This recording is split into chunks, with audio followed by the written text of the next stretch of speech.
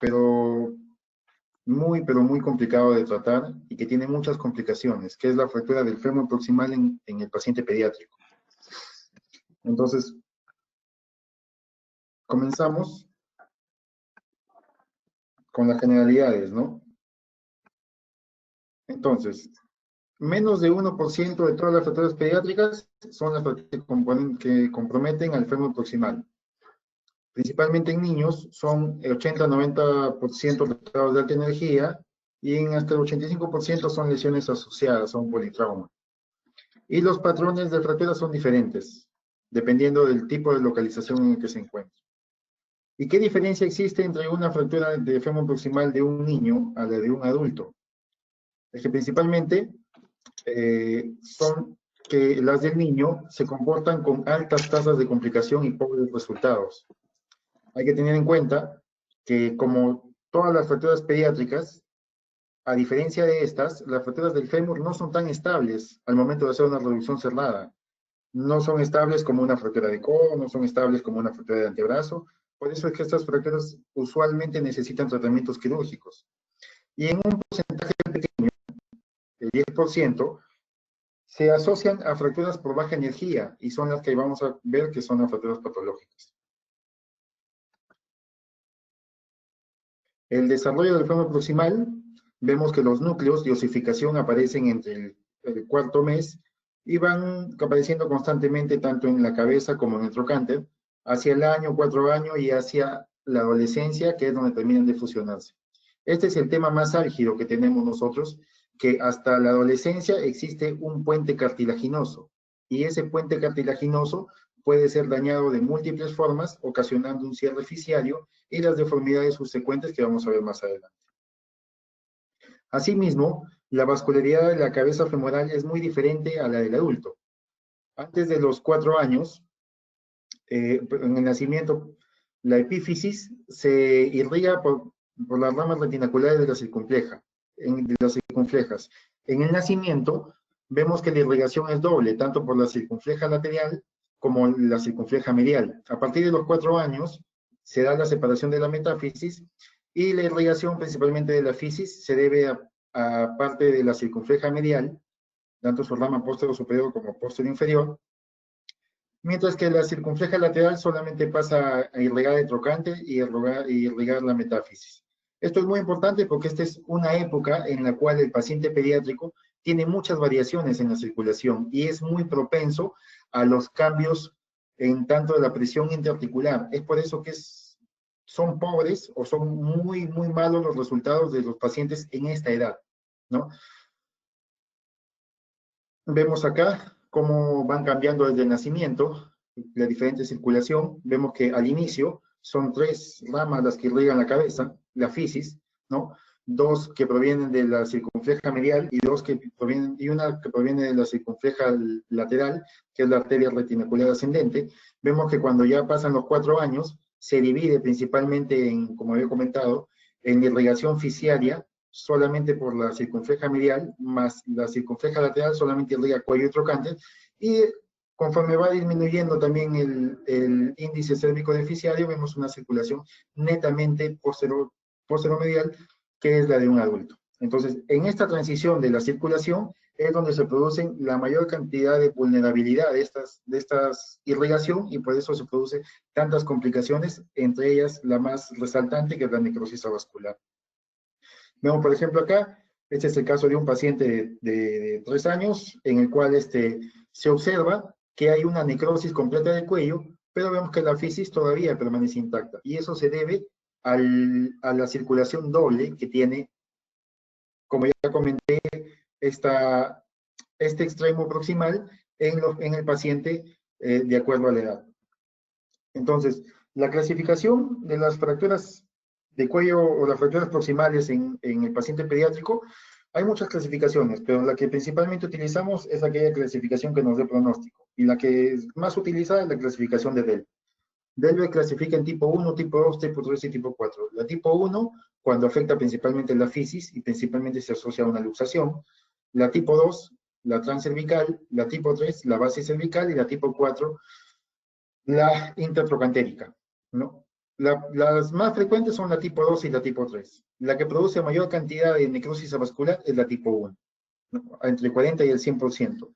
La de tipo 2 y tipo 3 es un 80% del total y produce un 50% de necrosis avascular. Y la tipo 4 produce menos del 5% de necrosis avascular. Por lo tanto, es importante tener este parámetro para saber hacia qué nos enfrentamos al momento de planificar la cirugía.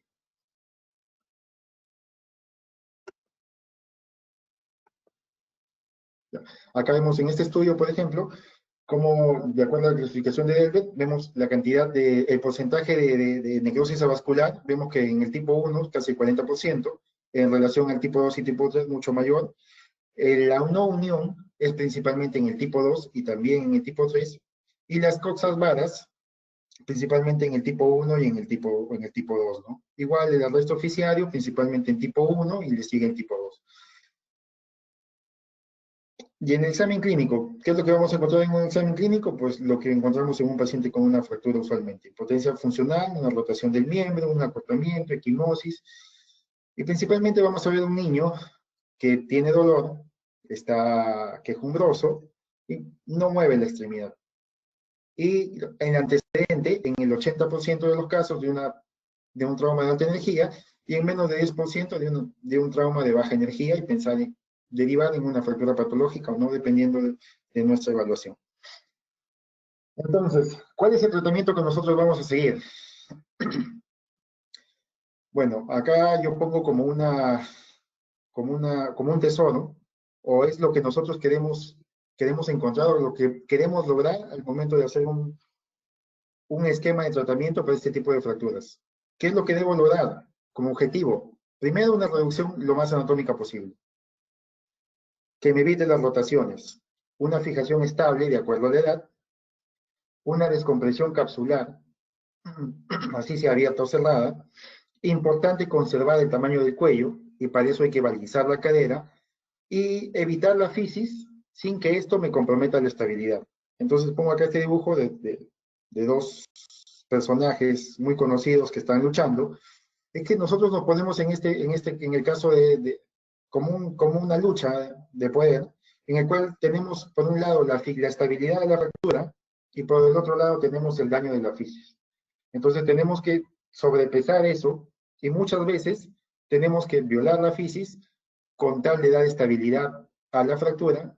Aún así eso nos trae un problema de un cierre fisciario más adelante.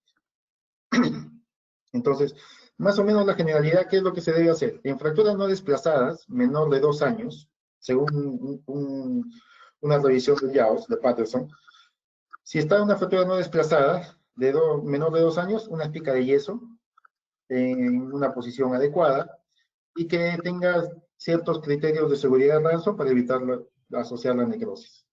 De 2 a 8 años, se hace una reducción, puede ser reducción cerrada, reducción abierta, lo importante es una fijación anatómica, y sistemas para la preservación fiscaria, en este caso se pueden usar clavijas, ¿no? Y mayor de 9 años, sistemas transfisciales, principalmente los tornillos, o en este caso los tornillos canulados o las placas, que vamos a ver más adelante. Ojo, igual que en los adultos, como comentamos la vez pasada, todos se acuerdan de este penal de Cueva, hay que apuntar bien a dónde vamos a llevar el tornillo.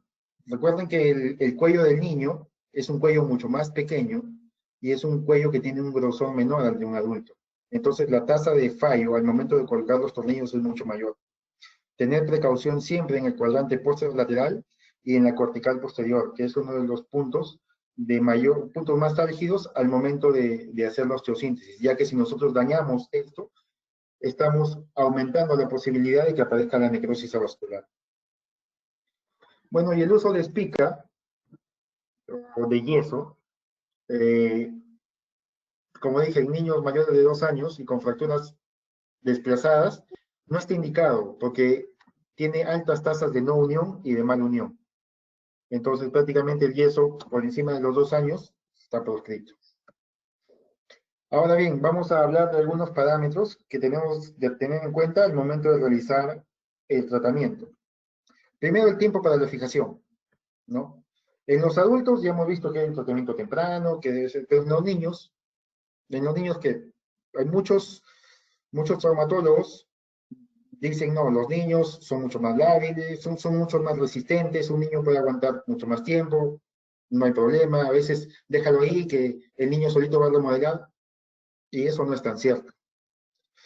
En este estudio de Yeranosian, nos dice que si nosotros operamos, demoramos en tratamiento por encima de las 24 horas, aumenta el riesgo de necrosis avascular en 4.2%, ¿no? Y que es 4.5 veces mayor los resultados, los buenos resultados, cuando se hace un tratamiento temprano. Entonces, el punto de corte es 24 horas. Asimismo, en este otro artículo, si bien no encuentran, en un artículo de Riley, si bien en este no encuentran que el tiempo reduzca la incidencia de la osteonecrosis, nos dan a entender que la edad es un factor muy importante y es un predictor independiente para la osteonecrosis. Por lo tanto, los pacientes, mientras más edad tengan, mayor riesgo de osteonecrosis. Eso es importante tenerlo presente al momento de conversar con los familiares y con los padres principalmente, para indicarles las posibilidades de complicaciones del tratamiento que estemos nosotros manejando. Entonces, ¿qué es lo recomendable? Un artículo del YAOS recomienda reducir lo antes posible, antes de las 24 horas. Con eso vamos a disminuir en gran porcentaje el riesgo de necrosis. Y ahora el otro punto, ¿descomprimimos o no descomprimimos la cápsula articular? Esto ha sido un tema de controversia a lo largo del tiempo. Hay muchos artículos que dicen que no, hay muchos artículos que dicen que sí, pero yo encontré que hay un artículo en el cual se evidencia que si descomprimes, la necrosis avascular solamente se presenta en el 28% de los casos, y si no la descomprimes, aumenta al 72%. Y la descompresión, como la refieren acá, no tiene que ser mediante una trotomía abierta. Si estás haciendo una reducción indirecta, al momento de colocar los tornillos, puedes ingresar por el lado lateral con una aguja, hacer una mínima incisión en la cápsula, descomprimir el hematoma o un mini abordaje anterior, y con una aguja descomprimes. Lo importante es descomprimir, y de preferencia antes de las 12 horas. Eso disminuye el riesgo de la compresión, de la aparición de necrosis avascular. Entonces, se indica descomprimir. Acá también, en este artículo del YAOS, nos dice que la descompresión capsular, después de la reducción y la fijación, tiene alto porcentaje y puede disminuir el riesgo de osteonecrosis. Es en una revisión del YAOS. ¿Ya? Y otro punto importante, muchos decimos reducción abierta, reducción cerrada, ¿qué es lo que hacemos con estas fracturas? ¿La cierro, la abro, cuántos intentos hago? Yo particularmente, cuando veo que son fracturas de cuello y son muy complejas y hay conminución posterior, prácticamente las hago abiertas. Si veo que no hay mucha conminución, intento reducción cerrada unas 3 veces, y si no lo logro, una reducción abierta. Entonces, ¿qué es lo que dice la literatura? Porque hay diferentes puntos. Dice que de 15, trató 27 pacientes, 15 pacientes tratados con reducción abierta y 12 con reducción cerrada. Y vio que la reducción abierta ofrece una mejor reducción con menos complicaciones, incluida la necrosis avascular, en relación a una reducción cerrada. Y esto se debe principalmente a que la reducción abierta daba una reducción más anatómica, y por lo tanto había una mayor tasa de consolidación, menos tasa de complicaciones, y el resultado funcional era mucho mejor que una reducción cerrada, en el cual principalmente no se podía controlar la rotación. Pero Yeranosian nos dice en su artículo que la tasa de necrosis avascular es más baja en el tratamiento no quirúrgico, ¿no? En un intervalo de 2.5. Pero esto hay que tomarlo con pinzas, porque hay muchos estudios que son del año 80, del año 90, entonces los métodos de los abordajes han cambiado, son mucho más anatómicos, respetamos mucho más la circulación. Entonces esto habría que tomarlo con pinzas, ¿no? Igual acá en este artículo, Dendan nos dice que la edad avanzada, la cirugía tardía y la reducción abierta son predictores definitivos de la aparición de necrosis avascular. Pero esto también tiene un sesgo, ya que la mayoría de fracturas complejas las llevó hacia las cirugías abiertas y las fracturas menos complejas, las tipo 3, las hizo mediante reducción cerrada. Entonces, esto también es un sesgo que nos podría decir que hay que tener mucho cuidado al momento de dar esta información. Y por último, en este artículo de Joseph Stone, sí nos dice que la reducción abierta, ¿no?, de fracturas totalmente desplazadas tuvieron una calidad de reducción significativamente mayor, con menos complicaciones, incluida la osteonecrosis, que las tratadas con una reducción cerrada.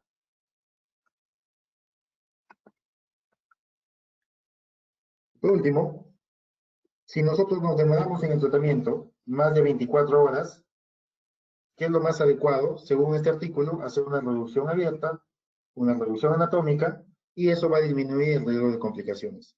Por lo tanto, ¿cuál es la conclusión de estos artículos? Que así sea abierta o sea cerrada, la reducción tiene que ser anatómica. Si tenemos una reducción anatómica, la tasa de éxito es mucho mayor a una reducción no anatómica. Y bien, si nos decidimos por un abordaje, entonces, si abro, ¿qué abordaje voy a usar? Hay múltiples abordajes, pero el mejor abordaje, según la literatura, es el abordaje del Smith-Petersen modificado con la tenotomía del recto anterior, porque nos permite visualizar toda la cápsula anterior y medial, la palpación del trocánter menor, y eso nos da una visión directa de la fractura y una reducción in situ. Pero deja en la posibilidad de que el cirujano, con el abordaje que se sienta más cómodo, puede realizar la reducción. Pero más se apoya o más se basa en un Smith-Petersen modificado, que es el que usamos nosotros usualmente. Bueno, una vez que ya hemos tenido el tratamiento, existen 4 complicaciones principales que se derivan de o un tratamiento adecuado o un tratamiento inadecuado. La necrosis avascular, la coxa vara, el cierre fisiario y la pseudoartrosis. Y vamos a ir desarrollándolos cada uno. La necrosis avascular puede ser una lesión directa por una compresión del vaso. Muchas fracturas, hay muchas series, muchas descripciones de casos en los cuales reducen anatómicamente, lo hacen dentro de las 12 horas, una estabilidad adecuada, una reducción anatómica y el paciente a los 6, 8 meses hace una necrosis avascular. Quiere decir que hubo una lesión directa. El deslizamiento inicial, el desplazamiento, también favorece la necrosis avascular. Mientras una fractura más desplazada, con un trazo más cizallante, un power chest, favorece mucho más la necrosis vascular. Y es importante esperar mínimo 12 meses para descartarla. Es más, algunas series esperan hasta inclusive 3 años para descartar la necrosis vascular después del tratamiento. Entonces, hay un artículo que está en el JAWS que nos dice que las complicaciones después de la fractura de cadera en pacientes pediátricos tiene ciertos factores de riesgo. Unos factores son modificables y otros factores son no modificables.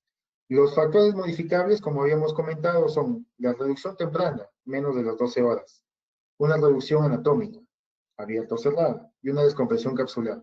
Y los no modificables, los que nosotros no podemos hacer nada para evitar, es el desplazamiento inicial de la fractura, el tipo de fractura, ya hemos dicho que el tipo 1 da mucho más osteonecrosis que el tipo 2 y el tipo 3, y la edad aumentada. Por encima de, mientras más mayor es el niño, hay mucho más riesgo de osteonecrosis, especialmente por encima de 11 años. ¿No? Acá también vemos este artículo, igual las diferentes complicaciones que se dan, principalmente la osteonecrosis, la coxa vara, ¿no? el cierre oficial y el acortamiento. Y también vemos acá dos predictores en este artículo que también son muy importantes, que nosotros los podemos, dos predictores que nosotros podemos controlar. El tiempo, menos de 12 horas, que es significativamente, estadísticamente significativo, y la reducción anatómica. Esos dos parámetros nosotros los podemos manejar y con eso podemos disminuir el riesgo de necrosis a vascular.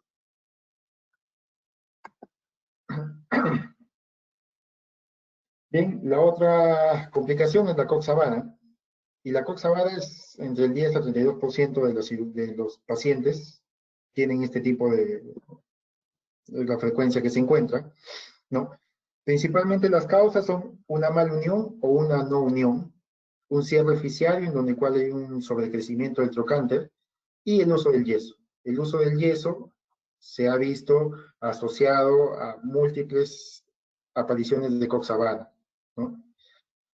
Es por eso que se indica, como dije, por encima de los 2 años sin fracturas no desplazadas, una fijación interna, ya que esto es menos probable que haya un redesplazamiento y una coxa-vara. En este artículo del ARC del 2020, él también indica cuándo realizar un tratamiento para un paciente con coxa-vara residual.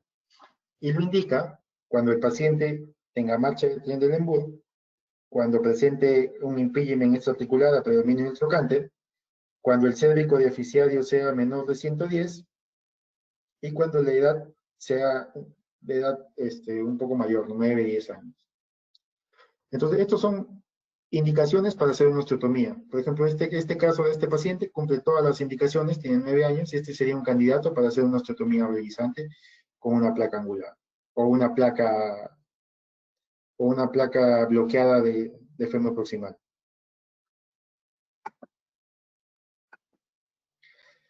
Y el cierre fisciario se produce en el 10 al 60%. Recordad que la cadera da aproximadamente 15% de la longitud del miembro, y mientras el paciente sea más grande, menos complicaciones va a tener y menos capacidad de acortamiento va a tener ese fémur.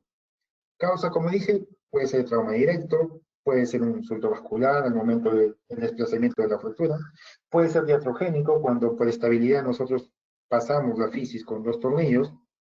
¿Y qué es lo que puede ocasionar? Un cuello corto, un trocánter alto y una discrepancia de la longitud. Y por último, la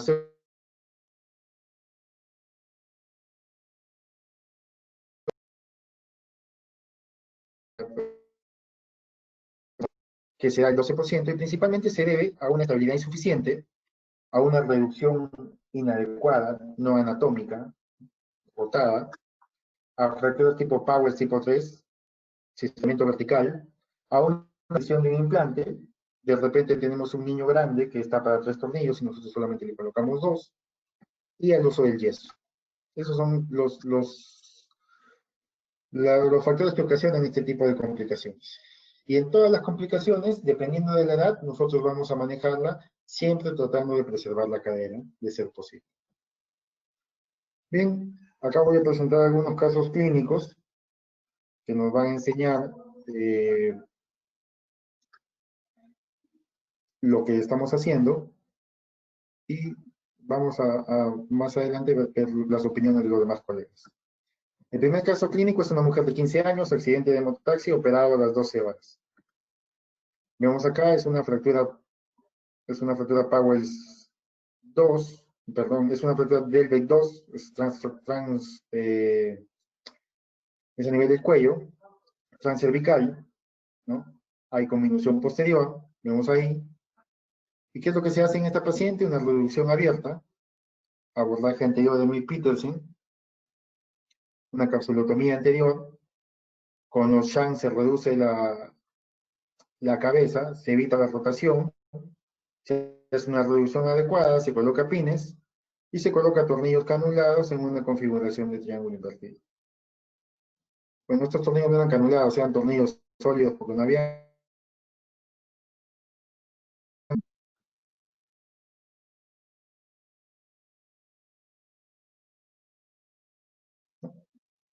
Y el paciente a los 4 meses consolida. Vemos que logramos los objetivos.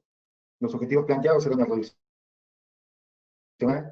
que el cuello de igual tamaño a la cadera contralateral, una fijación estable y que nosotros no tengamos ciertos parámetros al momento de colocar los tornillos para evitar el daño de la cortical posterior. Vemos que los tornillos se van hacia anterior, así que un resultado adecuado. Bien.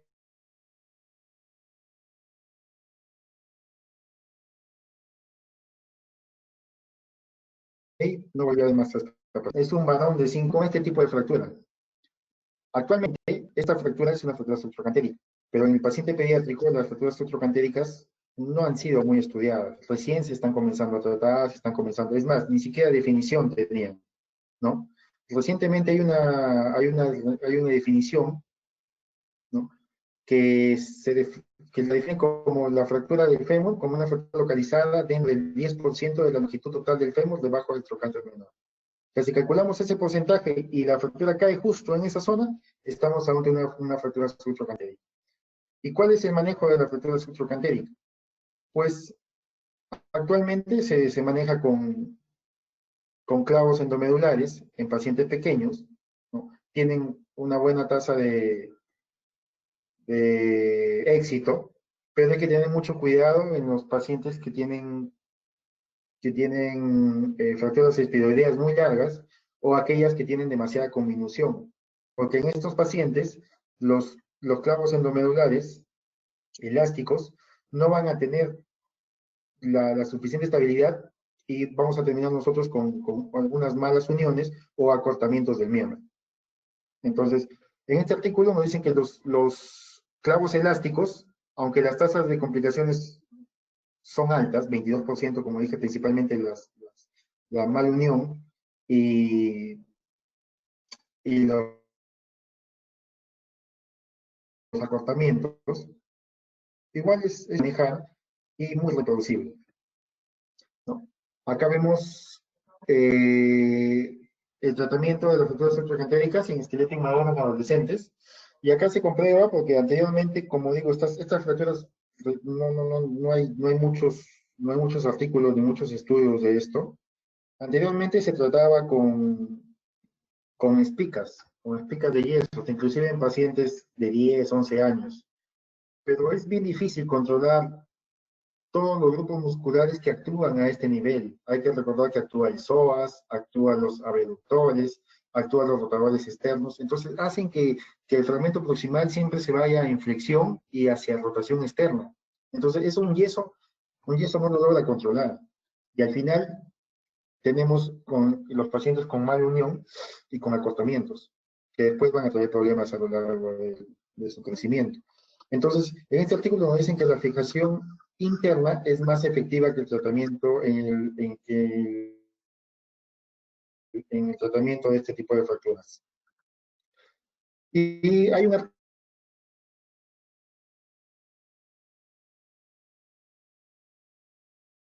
artículo que encontré que comparaba los clavos endulares elásticos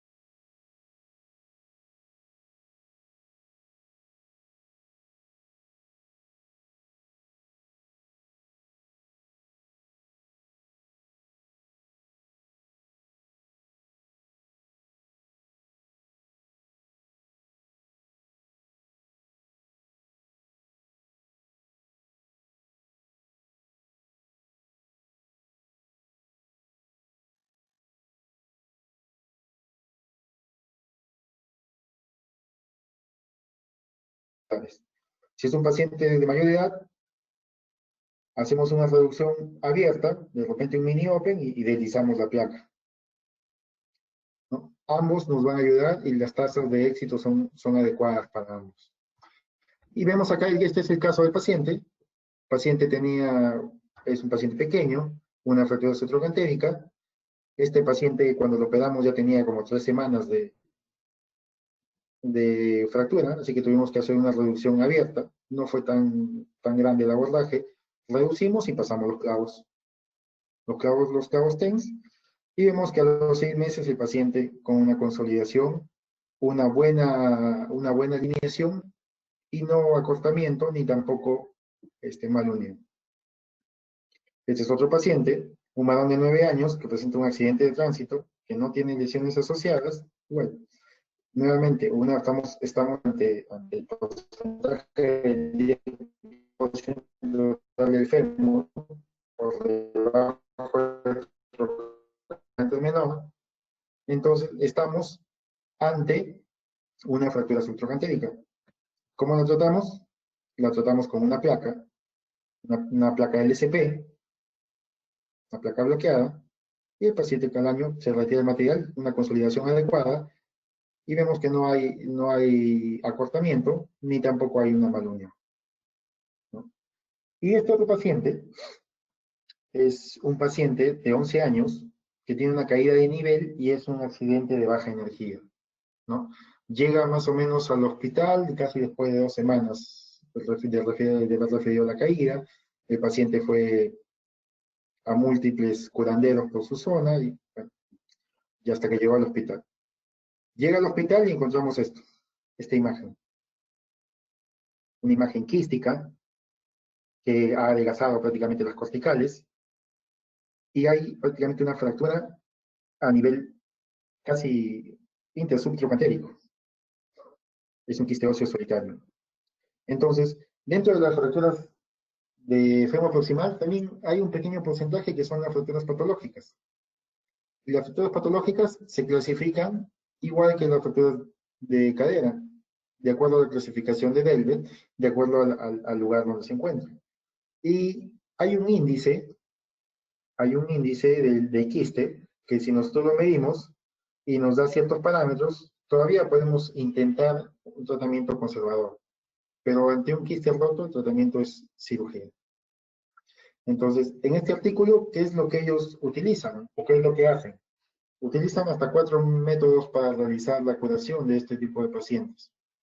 Hay una fijación externa, más sustituto óseo, que son un hueso óseo sintético, los clavos TENS, colocados de distal a proximal, más sustituto óseo, los abordajes mínimamente invasivos en las fracturas en los quistes no rotos, ¿no?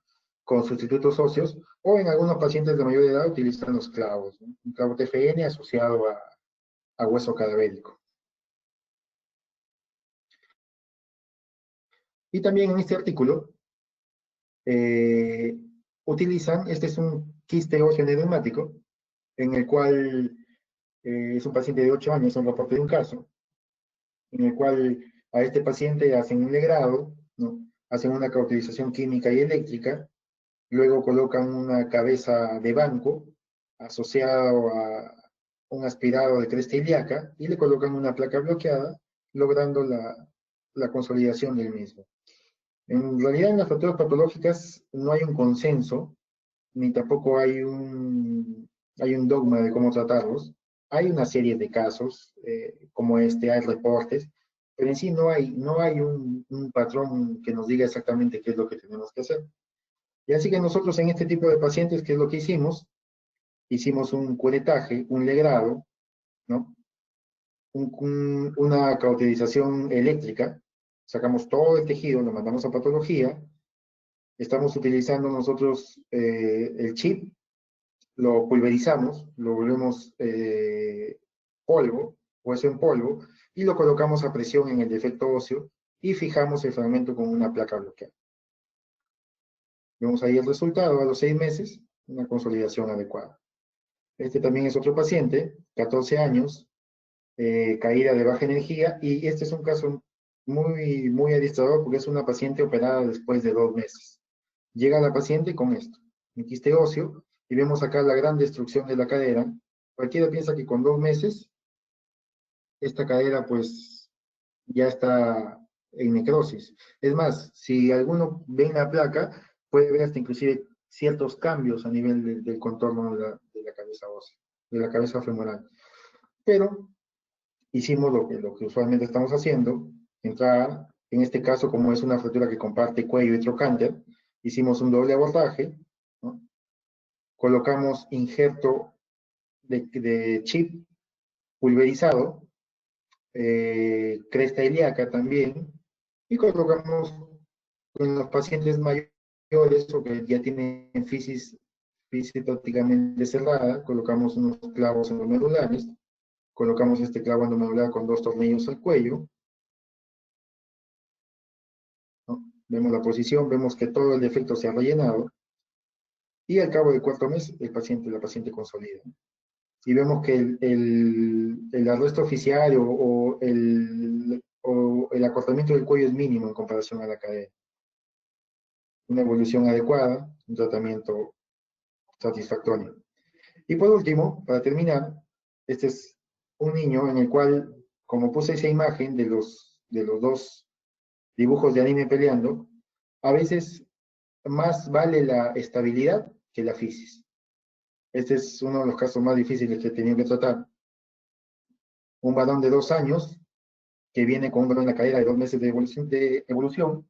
La mamá pensaba que era un dolor de otra cosa, lo llevó al curandero, al huesero, un montón de personas lo han evaluado antes de ser evaluado por el médico, y la señora viene porque pues su niño no podía caminar y venía con una deformidad. Viene y encontramos esto.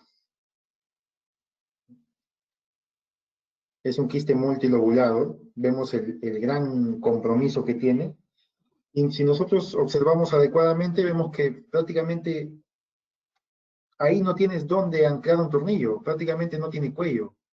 El defecto es tan, pero tan severo, que el defecto llega casi hasta la fisis. Una tarea un poco complicada de tratar, ¿no? Pero igual, le pusimos punche y fuimos a operarlo, ¿no? Hicimos un abordaje lateral amplio, ¿no? Felizmente pudimos lograr colocar el injerto óseo, vemos acá,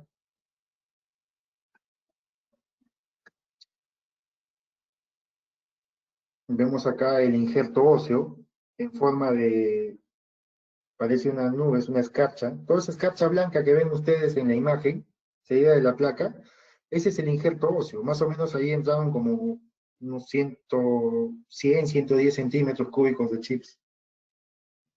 Y la peculiaridad, como dije, muchas veces vamos a va a estar en la disyuntiva de o la fisis o la estabilidad. Y en este caso, decidí por la estabilidad. Y ven ustedes que los tornillos están a milímetros de pasar la cabeza femoral. No había dónde más colocarlo. Era eso o perder la cadera. Y felizmente, como siempre digo yo, Dios es peruano.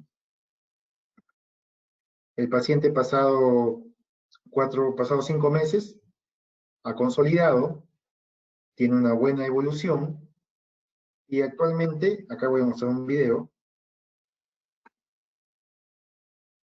actualmente el paciente está así.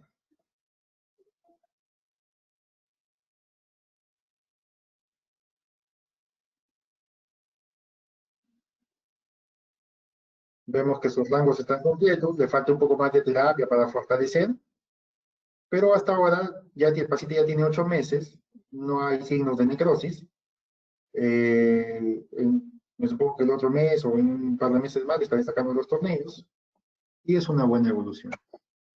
Entonces, en conclusión,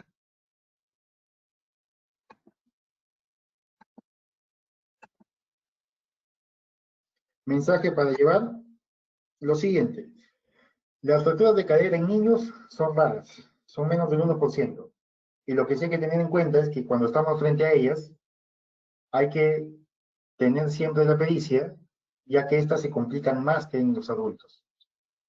Fijar antes de las 24 horas de ser posible, realizar la descompresión del hematoma. También es importante saber que los niños, mientras más pequeños, mejor pronóstico. Hay que siempre hacer una reducción anatómica, cerrada o abierta, para evitar las complicaciones, siempre tener en cuenta que tenemos que dejar el cuello de un tamaño adecuado y siempre balizado, y preservar la fisis siempre que se pueda, sin comprometer la estabilidad. En fracturas patológicas, nosotros una fijación estable. En pacientes que tienen fisis, utilizamos placas LSP, y en pacientes que ya no tienen fisis, estamos utilizando un clavo endomedular con 2 tornillos hacia la cabeza. Y en fracturas subtrocantéricas, en niños pequeños TENS y en niños grandes placas. Espero que esta exposición les haya ayudado, al menos a dilucidar. Es un tema, como les digo, no muy frecuente, pero es muy complicado el manejo de este tipo de pacientes. Muchas gracias. Gracias, doctor, por su presentación. Ha sido muy didáctica y los mensajes han sido muy claros, ¿no? Así con muy valiosa información, además, y sus casos muy representativos que demuestran la experiencia que tiene en el tema. Este, ¿Tiene algún comentario? No sé si alguien quiere hacer algún comentario, el doctor Iván o el doctor Monteagudo o el doctor del Carpio, si están por ahí.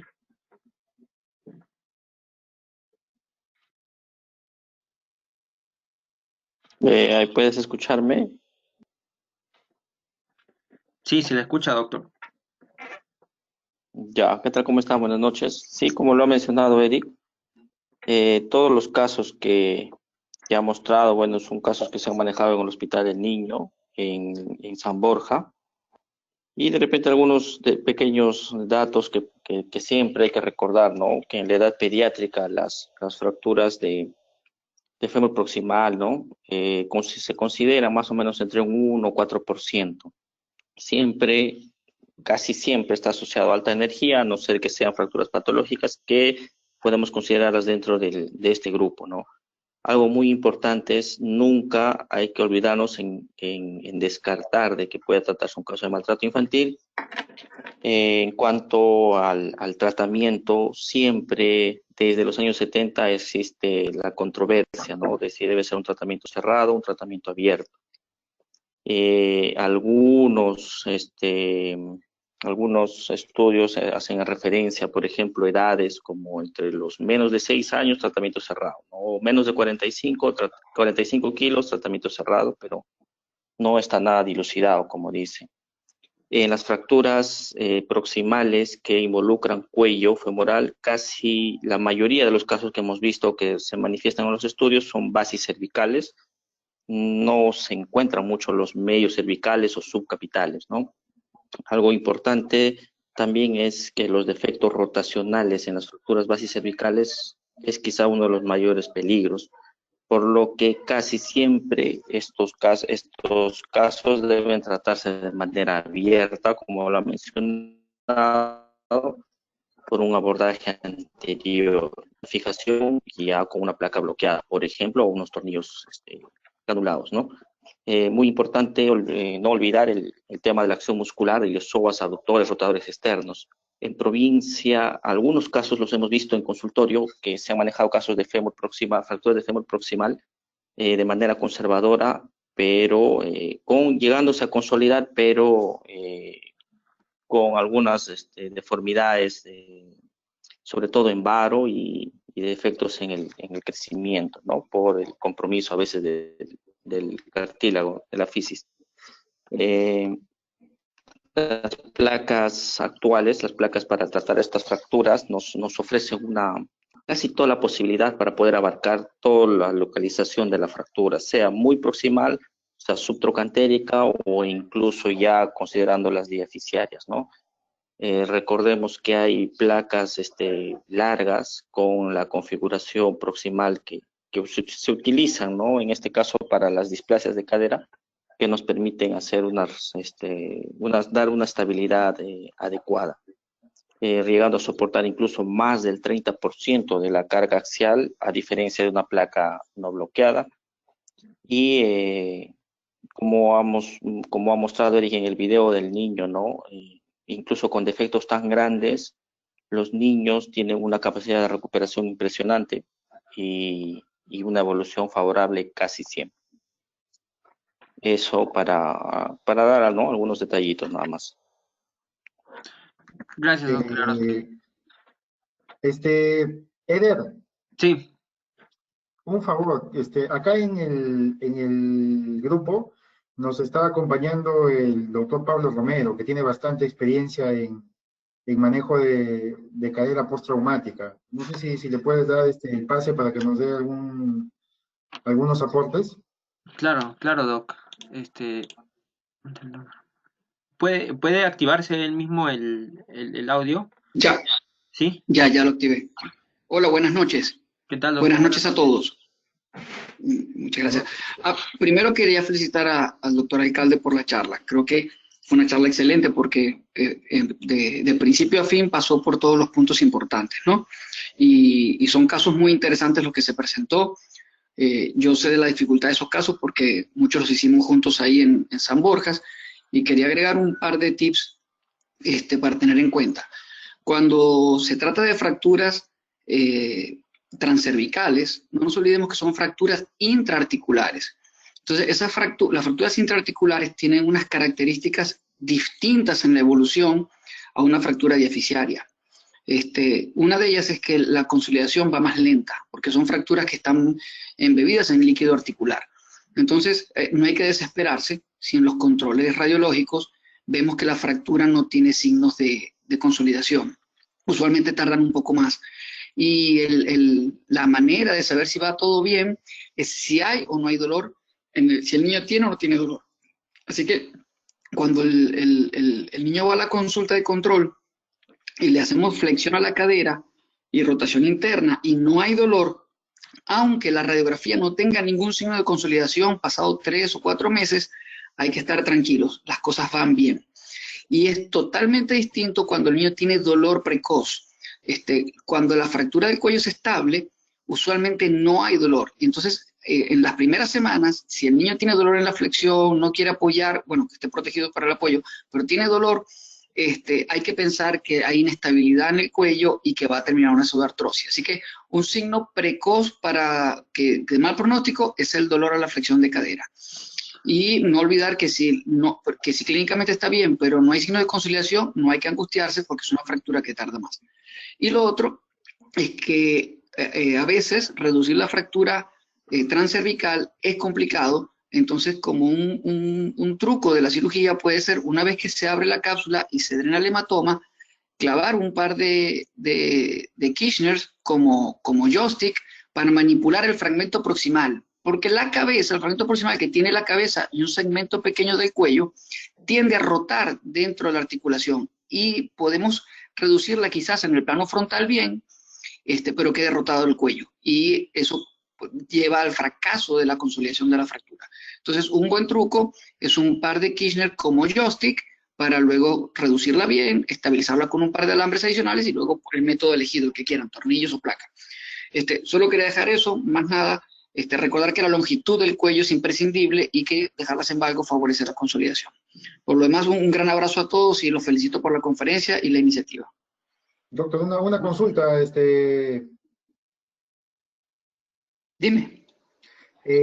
bueno, yo no he tenido mucha experiencia en eso, pero ¿qué nos puede hablar de su experiencia cuando ya llega un paciente con una necrosis avascular? ¿Cuál es el tratamiento que usted un paciente de 16, 17 años, pues le ponemos su prótesis, ¿no? Pero un paciente de 8, 9 años con una necrosis.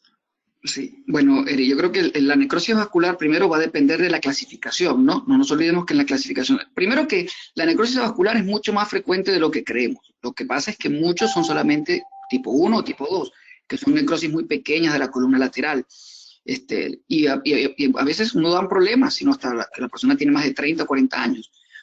Ahora, si son necrosis severas y son niños pequeños, podemos hacer, si la cabeza se murió realmente y le hemos esperado un periodo de tiempo suficientemente bueno como para dar la oportunidad a que se regenere y no hay cambios, se puede hacer un soporte pélvico. La cirugía de soporte pélvico es una cirugía definitiva, no es temporal. Se hace una osteotomía valguizante en el extremo proximal del fémur y se luxa lo que queda de cabeza, o sea, lo que quedó de cuello y fragmento de cabeza, se luxa por completo y se permite que se soporte en ese extremo proximal angulado sobre el isquion. Y se hace distalmente, supracondilio, una osteotomía, o en el tercio distal de la diáfisis, una osteotomía varizante para compensar el valgo proximal y de alargamiento, para compensar la longitud. Entonces, en el niño pequeño con necrosis vascular de cabeza fémur postraumática o por secuela, digamos, de artritis séptica o cualquier causa que haya tenido, esa es una opción, seguramente. Ahora, si el niño tiene cojera leve, no tiene dolor, la necrosis es pequeña, pues no hay apuro en operarlo, lo podemos dejar crecer y cuando tenga síntomas hacerle un reemplazo de cadera a los 20, 25 o a la edad que sea que tenga, ¿no? Así que para eso siempre hay tiempo, no hay que apurarse. De Gracias, doctor, acuerdo. por sus aportes. Doctor Eric, pasamos a las preguntas. A ver, Ya, le dicto, tenemos a la doctora Yasmín Lajo, que saluda. Doctor, buenas noches. ¿Qué tan frecuente es la coxa vara como complicación y cuál sería el siguiente paso de presentarse? como lo puse ahí, más o menos frecuentes de 30 a 40%, se debe principalmente a una fijación inadecuada, a una fijación insuficiente. Y una vez que tenemos coxa vara, como había comentado los criterios del ARC, si tienes Trendelenburg, si hay signos de impingement, o si es un índice cétrico deficiente menor de 110, se realiza una osteotomía valguizante, se planifica cuánto grado vamos a corregir, Ujú. Ya. y con eso es más que suficiente. Una osteotomía valguizante y se equilibra los ángulos cétricos deficiarios, y con eso los pacientes van súper bien. Se puede hacer las osteotomías con placas anguladas o con las placas bloqueadas, que son mucho más fáciles de manejar. Ya. Gracias, doctor. Otra pregunta tenemos del doctor Paul Mamani Echenique, que dice, buenas noches, doctor, excelente presentación.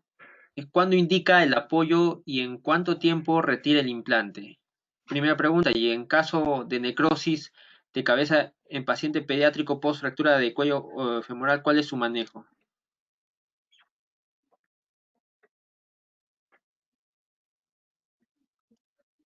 Ya, si es una transcervical, como había comentado el doctor Romero, hay que esperar porque es una fractura intraarticular y yo usualmente no los hago pisar entre 6 a 8 semanas. Y luego de eso, carga progresiva, descarga progresiva y, aunque es difícil a un niño decirle descarga progresiva, ¿no? La mayoría de niños, tú le dices que camine y el siguiente día están corriendo. Pero más o menos son 6 a 8 semanas en las transcervicales. En las subtrocantéricas, 6 semanas, y en las intertrocantéricas, que son muy, pero muy raras, 4 semanas. Ahora, en caso de necrosis de la cabeza, bueno, como lo dijo el doctor, depende del grado de necrosis, ¿no? Hay dos métodos que se utilizan. Hay muchos médicos que hacen también artrodesis, pero yo también he revisado y he visto que para esos pacientes un soporte pélvico es mucho más adecuado, hay mucho mayor movilidad de la cadera, y con asociado un alargamiento y una osteotomía distal, el paciente camina y prácticamente realiza muchas de las actividades de manera adecuada.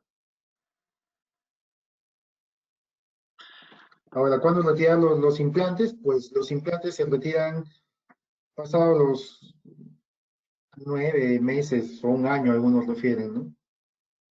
Si has pasado la fisis antes de los 6 meses. Y si no has pasado la fisis, pues te puedes esperar hasta un año para retirarlos. Ya.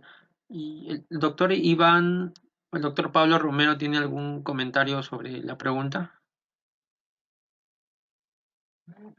No, ya está muy adecuado lo que ha dicho Eric. Ya. Gracias, doctor. Y en... Nada que agregar. Ya, gracias, doctor Pablo Romero. Eh, Otra pregunta del mismo doctor Paul Mamani Echenique, que menciona qué recomendaciones nos daría para evitar el daño de la fisis al momento de tratar una fractura de cuello femoral. Y su cuarta y última pregunta es, ¿se recomienda solicitar algún examen imagenológico para controlar si existe o no necrosis de la cabeza en pacientes post-reducción?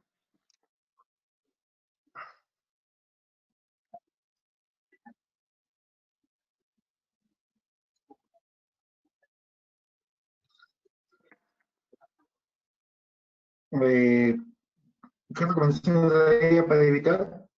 Como dije, la principal, hay la recomendación de evitar el daño de la fisis, uno sería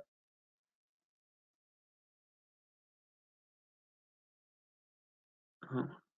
no pasarla, pero eso depende de la estabilidad, no violar la fisis. Segundo, hacer una reducción anatómica. Y tercero, dependiendo de la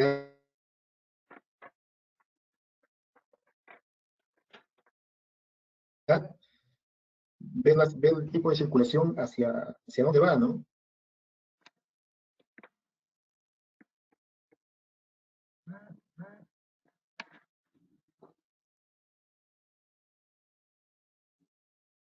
Doctor, se Notemos fue que la... la fisis por encima de la parte posterior, ¿no? Entonces, tener cuidado, especialmente un niño de 4 o 5 años es bien pequeño, o es bien complicado colocar los tornillos en la posición adecuada cuando uno recién está comenzando, ¿no? Entonces, a veces nos va muy anterior, a veces nos va muy posterior. La idea es no ir hacia la región posterior lateral, ni ir hacia la cortical posterior. Esas serían mis dos recomendaciones, ¿no? Porque los otros fractores no se pueden, no sé, como puse ahí en el artículo, hay ciertos factores que tú no puedes controlar. El tipo de fractura, el desplazamiento y la edad del paciente. Eso no lo puedes controlar. Pero los otros sí. Una cirugía temprana, una reducción anatómica y evitar violar la fisis y pasar el tornillo por la región posterior. Y un examen imagenológico para controlar si existe o no necrosis, bueno, hay muchos exámenes, ¿no? Resonancia, gammagrafía, pero principalmente el cuadro, lo que más te va a indicar es un cuadro clínico y unas radiografías seriadas. Si, como dije ahí, la necrosis no se descarta hasta por encima del año. Y hasta inclusive hay series en que tienes que seguir buscando la necrosis hasta los 3 años. Entonces, si ves que un paciente clínicamente tiene dolor y hay ciertos cambios, pues le solicitarás una resonancia o una gamografía para evaluar si realmente el paciente tiene o no tiene necrosis. Pero no existe un parámetro así fidedigno o que nos diga en tal fecha o en tal momento este paciente tiene o no tiene necrosis. Ok. Gracias, doctor. ¿Algún comentario del doctor Aróstegui o el doctor Pablo Romero? A mí me gustaría agregar algo, ¿no? Si no hay inconvenientes. Claro. El doctor alcalde, ¿no? En la charla dijo una frase muy buena, que dijo que ante la estabilidad, entre la estabilidad y la fisis, siempre la estabilidad. Y eso es un dogma para la cirugía del cuello, de la fractura del cuello. Eh, y no olvidemos que el extremo proximal del fémur aporta solo el 30% del crecimiento del fémur y apenas el 14% de todo el crecimiento del miembro inferior. Y ya después de los 8 años prácticamente no aporta nada. Entonces, digamos, en niños que están alrededor de los 8 años o más, sin ningún temor, hay que traspasar la fisis proximal, la de la cabeza, porque no va a producir cambios en el crecimiento, en la longitud. En cambio, la inestabilidad y la pseudoartrosis es una causa importante de necrosis vascular de cabeza de fémur y esa sí va a dar complicaciones severas, porque si operar una fractura de cuello es difícil, operar una pseudoartrosis es muchísimo peor. Entonces, entre estabilidad y la fisis, siempre la estabilidad. Y luego, si son menores de 6 años, entre 6 y 4 años, sí puede haber un poco de compromiso en la longitud final del fémur, si se pasa la fisis, pero se pueden poner los tornillos y sacarlos prontamente en los 6 meses, y muchas veces la fisis no se arresta. Aún así, es algo que hay que hablar con la familia, pero vuelve el principio, entre la estabilidad y la fisis, siempre la estabilidad primero. Esa es mi recomendación. Gracias, doctor Pablo. Tenemos una siguiente pregunta, que es Melvin Frank Girón Cornelio. Pregunta, ¿qué complicaciones ha tenido? ¿Algún caso de pseudoartrosis o necrosis avascular? ¿Algún caso, doctor bueno, para los tres en general, ¿no? Necrosis vascular, hasta ahora felizmente no he tenido. Lo que sí he tenido son varios casos eh, de arrestos fisiarios y deformidades, acortamientos de cuello. En fracturas patológicas, cuando eran fracturas inveteradas, fracturas muy complejas, a veces hemos tenido que hacer, reconstruir prácticamente la cadera y por más que queramos poner el cuello lo más largo posible, estamos entre la disyuntiva de entramos a esta cirugía y tenemos que hacer que consolide o nos arriesgamos, alargamos el cuello y seguimos en una pseudoartrosis. Entonces, en ese interín sí tengo pacientes con acortamiento, tengo pacientes con coxavara, tengo pacientes con crecimiento trocantérico, y sí, se dan los casos, pero hasta ahora felizmente necrosis avascular no he tenido, porque también los pacientes que he seguido no tienen mucho tiempo, tienen 2 años a lo mucho, entonces solamente el tiempo va a decir si es que aparecen o no. Recordar que el tipo de fractura, como dije, del B1, del B2, la necrosis es bien frecuente. Y como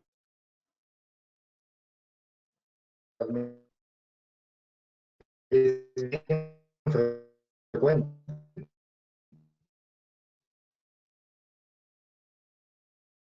¿Mm? Ya.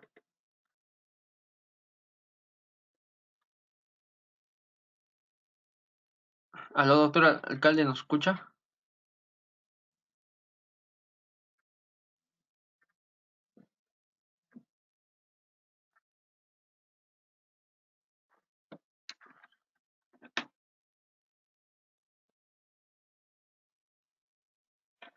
Ah,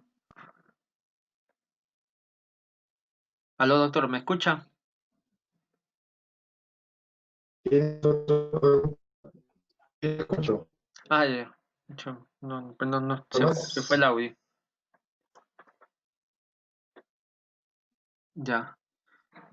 Ah, no le escuché la última parte, doctor. ¿Algún comentario más, doctor, Pablo Romero, doctor Iván?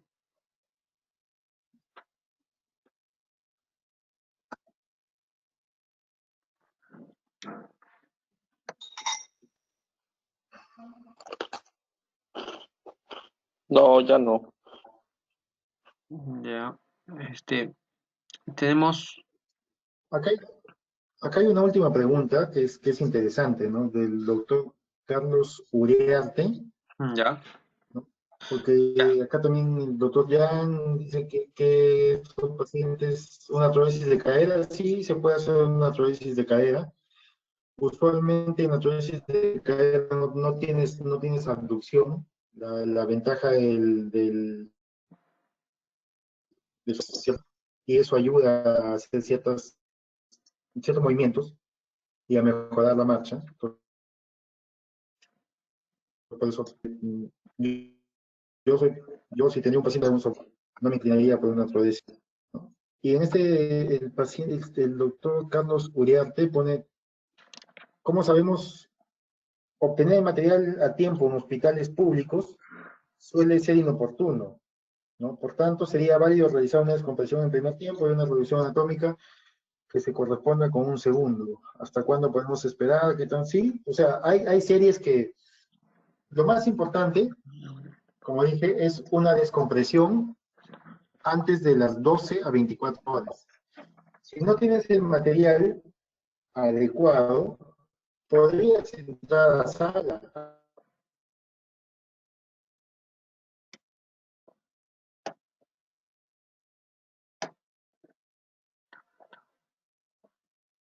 Haces un abordaje un poco de recto anterior, haces una pequeña incisión con una aguja, llenas todo de material,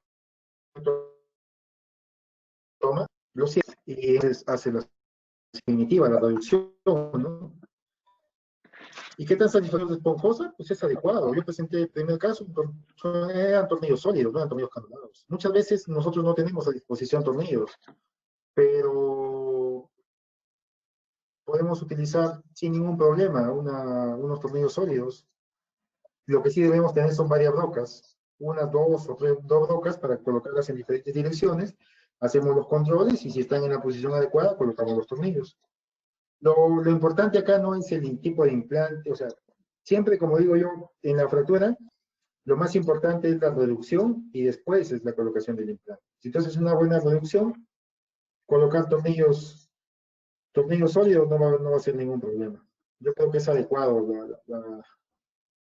¿no? Primero realizar descompresión y si puedes en ese mismo acto le colocas tornillos esponjosos. Y si no los tienes, en un segundo tiempo lo haces. Eso te ayudaría bastante a limitar la necrosis avascular en este tipo de pacientes. Gracias, doctor. ¿Algún último comentario del doctor Romero o el doctor Araustegui? Yo nada, todo está perfecto lo que ha dicho el doctor alcalde, creo que muy completo. Ya, esa era la última pregunta del webinar.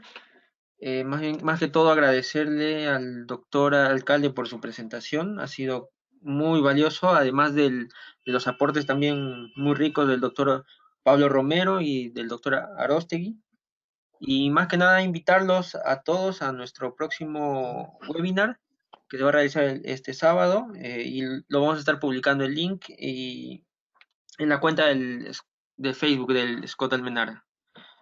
Gracias por su asistencia. Al doctor, ¿quiere dar algún comentario final? Sí, no, simplemente agradecer la invitación y agradecer la iniciativa que tienen ustedes como residentes de apoyar esto y espero seguir adelante, que sigamos adelante con muchos temas más y lo importante es que ustedes como residentes aprendan lo básico para que después ustedes mismos investiguen y vean cuál es lo que si le estamos diciendo es cierto o no. Acá lo que damos es aportes, los papers actuales y eso lo apoyamos con la poca experiencia que tenemos en este tipo de patologías. Nada más que decirle muchas gracias y nos vemos en otra oportunidad. Gracias, doctor. Buenas noches, Y, doctor. disculpen, pero Sí, ¿pudiera decir algo? sí, claro. Disculpen, quisiera, ya que son todos residentes, no sabía, me gustaría invitarlos, si están interesados en ortopedia infantil, nosotros todos los miércoles a las 7 de la noche tenemos un webinar con un invitado internacional de temas de ortopedia infantil nada más.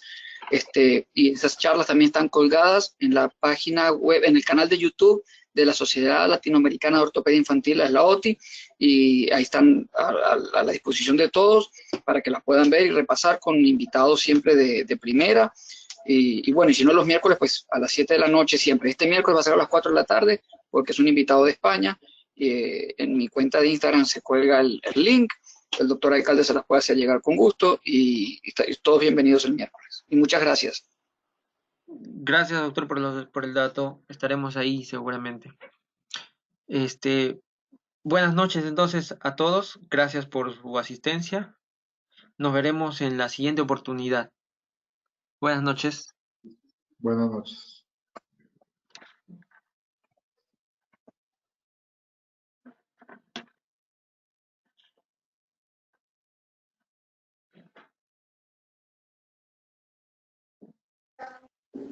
Gracias, Eder. Me encanta.